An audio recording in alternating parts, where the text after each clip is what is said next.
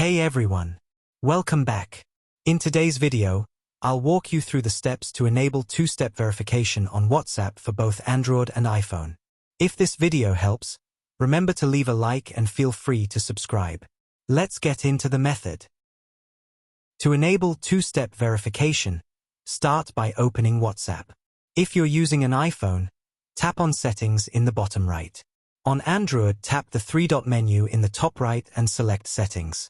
Next, go to Account, then tap on Two-Step Verification. Hit the Turn On button, and you'll be prompted to create a secure and memorable PIN. Enter it, confirm it, and wait a moment. After that, you'll see an option to add your email address. This can help you recover your account if you forget your PIN. You can choose to add it or tap Skip. Once set up, you can return to this page anytime to disable or change your two-step verification settings. And that's it. You've successfully enabled two-step verification on WhatsApp. Got any questions? Let me know in the comments below. That's it for this video.